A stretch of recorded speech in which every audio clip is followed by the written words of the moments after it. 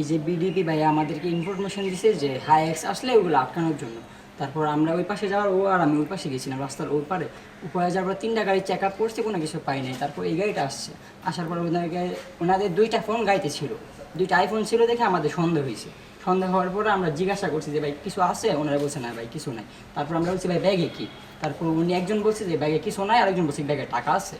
তারপর আমরা বলছি যে ব্যাগটা খুলেন, ব্যাগ খোলার পরে টাকা পাইছি, টাকা পাওয়ার পরেই যে ব্যাগে আমরা জানাইছি প্রায় জানা গেছে 89 লক্ষ টাকার মতো। ভিশন ফ্রিজ 100% কপার কন্ডেন্সারে তৈরি ভিশন ফ্রিজ, তাই গুণে মানে অটুট থাকে বছরের পর বছর। জানেন যে বাংলাদেশ আনসার ও গ্রাম প্রতিরক্ষা বাহিনী বর্তমানে বাংলাদেশ ট্রাফিক নিয়ন্ত্রণে কাজ করছে। বৈষম্য বিরোধী ছাত্র আন্দোলনের যারা আছেন তারা কিন্তু একই সাথে সাহেব প্রতাপ মোড়ে আজকে তারা ট্রাফিক নিয়ন্ত্রণে কাজ করছিলেন।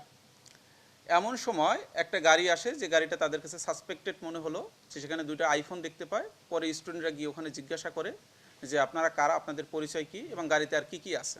তখন আমাদের ভিডিপি সদস্য ছিল, তাদের জিজ্ঞাসাবাদে এক পর্যায়ে একজনে বলে যে এটার মধ্যে টাকা আছে তাদের ব্যাগে। তো টাকা থাকার পর তাদের সন্দেহ হলো কত টাকা কি, খুলে দেখালো, খুলে দেখা তারা বললো যে 89 লক্ষ টাকা। তো এটা একটা বিশাল একটা অ্যামাউন্ট, সাধারণত মানুষের কাছে এরকম একসাথে প্রায় 1 কোটি টাকার কাছাকাছি থাকার কথা না। তো এটা সাসপেক্ট হওয়ার পরে ওরা জিজ্ঞাসাবাদ করলো যে আপনার এই টাকাটা কোথা থেকে আসছে, কোথায় যাচ্ছে। তো আমাদের বিডিপি যে দলনেতা আছেন তিনি জিজ্ঞাসা করলেন। তো তখন ঢাকা থেকে একজন লোককে ওরা ফোনে ধরাই দিল। সে বললো যে ভাই ঢাকা থেকে টাকাটা যাচ্ছে, এটা ব্রাহ্মণবাড়িয়াতে যাচ্ছে, টাকাটা ছেড়ে দেন, এটা আমি দেখতেছি। তখন ওনার পরিচয় জানতে চাইল এবং টাকা কোথা থেকে, তখন ওনারা সদুত্তর দিতে পারেনি। ড্রাইভার বলছে যে এটা ভাড়া করা গাড়ি, উনি এ বিষয়ে কিছুই জানে না। আর যে দুজন ছিল তারা এক এক সময় এক এক কথা বলে কোনো সঠিক উত্তর দিতে পারেনি। কখনো বলে এটা বিদেশ থেকে আসছে, কখনো হুন্ডির মাধ্যমে আসছে।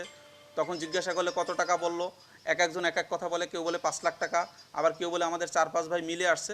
তো তাদের কথায় গরমিল হয়, আমাদের এটা সন্দেহ হয়। সন্দেহ হওয়ার পরে আমরা জেলা প্রশাসক এবং জেলা ম্যাজিস্ট্রেট স্যারকে বিষয়টা অবগত করি। স্যার অবগত করলে বলেন যে টাকাটা আপনারা জেলা প্রশাসকের কার্যালয় এখানে নিয়ে আসেন। আনার পর আমরা প্রাথমিকভাবে এটা জেলা প্রশাসকের যে ট্রেজারি আছে সেখানে তারা জমা রাখবেন। পরবর্তীতে তারা যদি লিগ্যাল ডকুমেন্ট দেখাতে পারে, সেটা পরবর্তীতে কোর্টের মাধ্যমে তারা সিদ্ধান্ত নেবেন। বৈষম্য বিরোধী ছাত্র আন্দোলনের যারা এখন যেসব ছাত্ররা আমাদের ট্রাফিক নিয়ন্ত্রণে কাজ করছেন তারা প্লাস আমাদের ভিডিপি সদস্যরা এই টাকাটা গণনা করে এটা ট্রেজারিতে জমা দেবে। আজকে টাকা সহ আমরা আরও 3 জনকে পেয়েছি এবং আমরা বড় একটা অ্যামাউন্ট টাকা গণনার কাজ চলছে। আমরা সেখানে বুঝতে পারবো প্রায় 1 কোটি টাকার কাছাকাছি সেখানে হবে।